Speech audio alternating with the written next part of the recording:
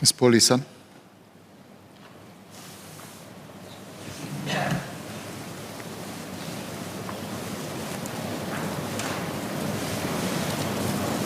Mr. Speaker, sir, Singapore is a city where human resource is scarce and the supply for talent and skills does not commensurate with our required demand.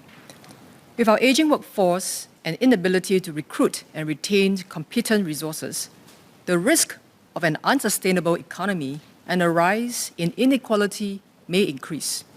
So, are we doing enough in this competitive and fast-evolving global economy? Are our institutional mindsets adjusted to attract more Singaporean women to have a more significant role in our workforce? We have made some progress in the development of women since the passing of the Women's Charter some 50 years ago. We can do much more. The role of today's women is no longer just about gender equality, preconceptions, or biases, but diversity, inclusion, and the social development of communities and families. The White Paper on Women Development is timely with its recommendation in empowering women to play a bigger role in more economic sectors and to helm leadership positions across various industries. Over the past decades, several organizations have successfully tapped talents from the female workforce. They have provided women with opportunities to excel in the workforce, and such opportunities provided the path to senior roles. More opportunities must be provided to women in predominantly male organizations and companies. I am passionate about the SAF, and one area that our women can contribute to would be our defense sector. Recent conflicts around the world have reminded us starkly that we cannot depend on anyone else to protect ourselves, our nation. In reference to a Straits Times article published in February 2016, in the next 50 years, the number of male Singaporeans between 15 and 24-year-old is expected to halve. The numbers are pretty alarming. The percentage of the total women's service personnel in the Singapore Armed Forces is only about 7%. Should we seriously be considering more Singaporean women to be part of SAF? When I joined SAF as a helicopter pilot in the Air Force some 25 years ago, there were only 5 women pilots in the entire Air Force, and we were limited to flying transport planes and helicopters. Since then, the rules have changed. There are currently more women pilots, and they are flying mean machines like the F-15 SG Eagles and F-16 Falcons. Some of these women pilots are even helming the fort as squadron commanders. Similarly, there are breakthroughs made in various combat units in the Army and the Navy. SAF's efforts to continue to attract and retain women and placing them in frontline combat roles is very encouraging. However, we will have to do more in attracting women to be part of our defense team. It has been more than 35 years since the very first combat service woman was recruited, and I am looking forward to the Minister for Defense assessment of the progress in this regard, specifically on the measures to increase the proportion of service women and progression pathways for our women. Women have made some progress over the years in the Singapore police force, from just 10 police women in 1949 to 19%, of which 16% are in senior leadership roles. This is a 50% increase from 2011. Women police officers can play a key role in enhancing the security and safety of our society, especially when the nature of crimes has evolved and technology has enhanced our ability to conduct surveillance and crime prevention. Let's try to bring up the percentages of women police officers. If physically and mentally demanding roles in the SAF and SPF have made progress in the representation of women over the years, Employers such as the civil service, statutory boards, and the multinational companies should also set example by recruiting more women. In fact, some Nordic countries had implemented gender quotas in the parliament and in the boardroom. These practices can assist in expediting the progress of women. Where there is a shortage of talent and keen competition to recruit and retain capable staff in the sunrise and fast-growing sectors such as sustainability and IT, companies should look beyond their usual hunting grounds and tap half the manpower talent pool in the female population as a solution to their problems. You may like to know that in the early days of the United States space program, all the human computers were women.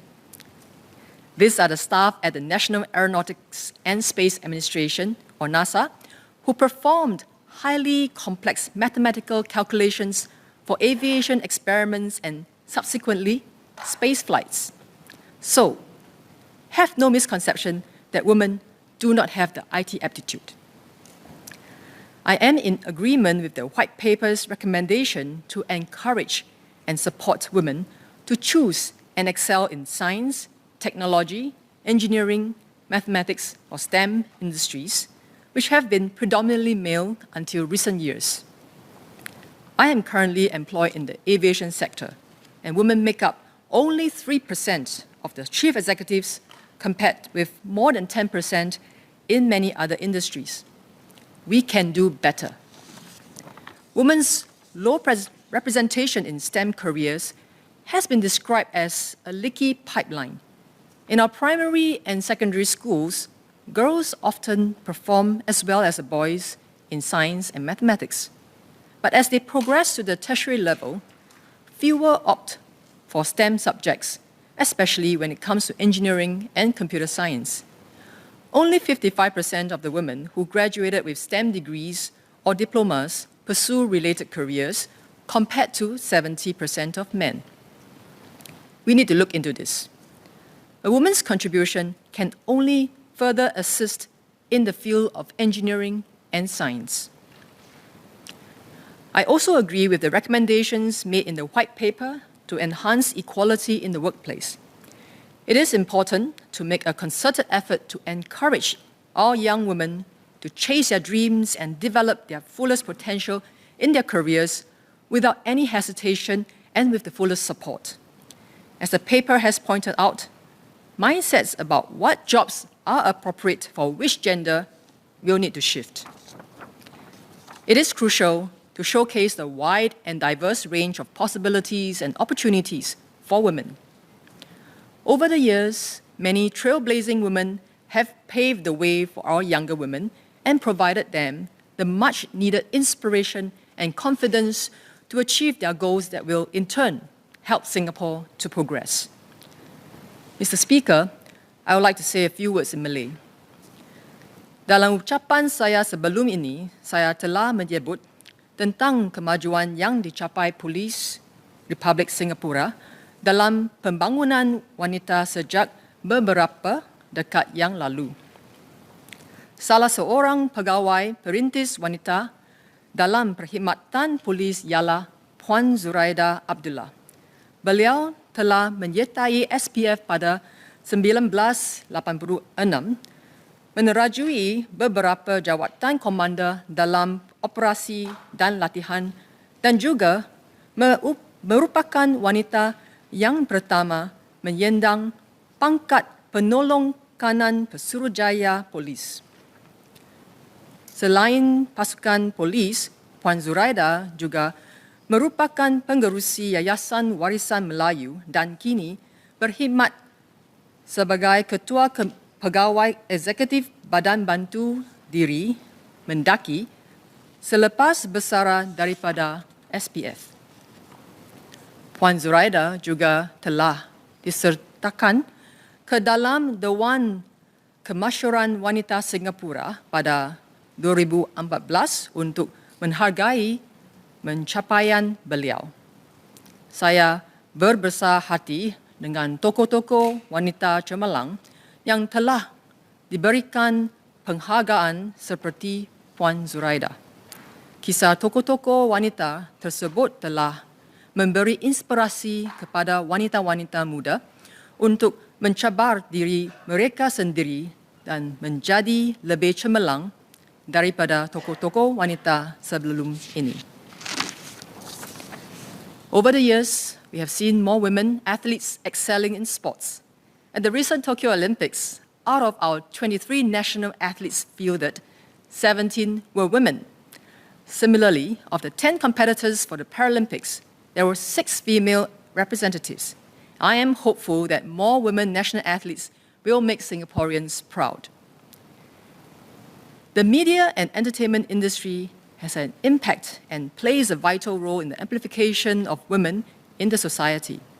Oftentimes, women are portrayed second to men, and that stereotyping is blindly amplifying certain biases. Not all women are born girls whose sole responsibility is to wait for the handsome male hero to come home to them or behave like the female protagonist in constant distress as portrayed in Korean drama Crash Landing on You.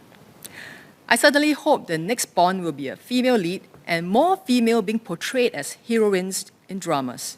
We need to reshape the archaic perceptions of how women are portrayed in our society.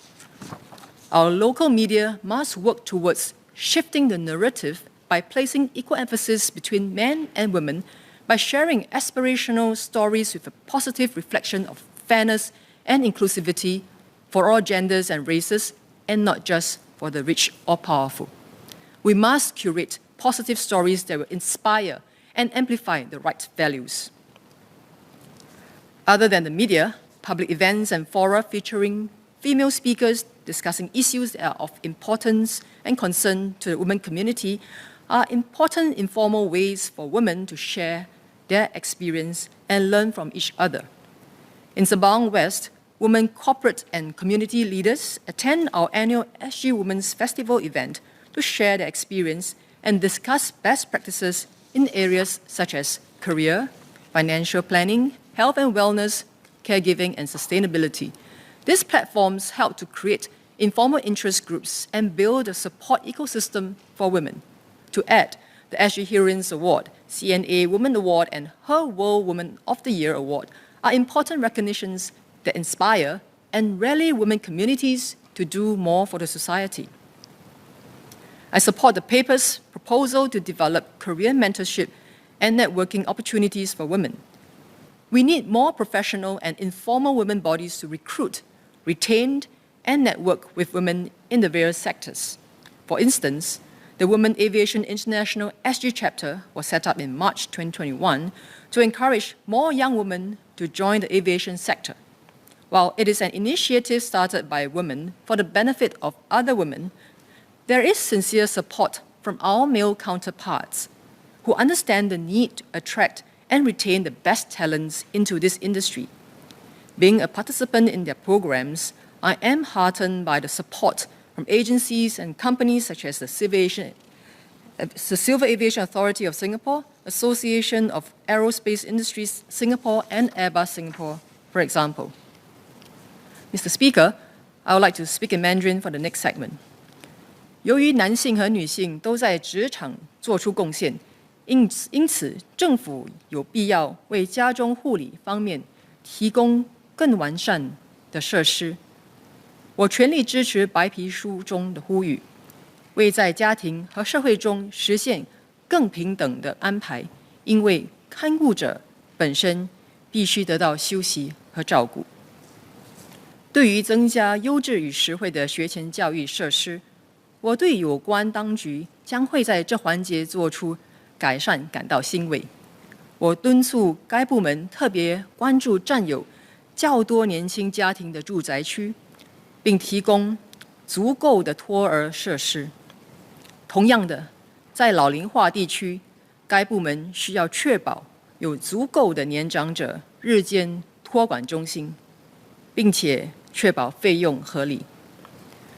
随着人口迅速老龄化，为了照顾年长者，国人对外籍女佣的需求也会逐渐增加。截至2020年，新加坡有将近25万25万名外籍女佣。从长远来看，国家无法持续不断增加外籍女佣的人数的趋势。我们需要为年长者提供更多更好的照料体系和社区支持，让他们的孩子可以安心去上班。国人也应该更充分了解老年护理的知识，以及如何使用社区中的支持系统。Working women tend to juggle one too many roles at home and at work. Prolonged periods of heavy loads can be draining on their own physical and mental health and may even cause burnouts. At a certain phase, they may have to prioritize familiar responsibilities like caregiving for young children or aged parents and take a break from their jobs. I trust that the government will consider providing incentives to encourage MNCs and especially SMEs to introduce a sabbatical system, not just for women, but for both genders. Women do actually care about the men's welfare as well. Finally, I would like to express my gratitude to the Minister of State, Ms. Sun Xueling, Minister of State, Ms. Low Yan-ling, Parliamentary Secretary, Ms. Rahayu Mazam, members of the PAP Women's Wing and Young PAP, as well as to many others who had contributed towards the White Paper on Women Development. I am confident that the recommendations will drive significant improvements in the decades ahead and enable more women in Singapore to hold up half the sky while the men hold up the other half.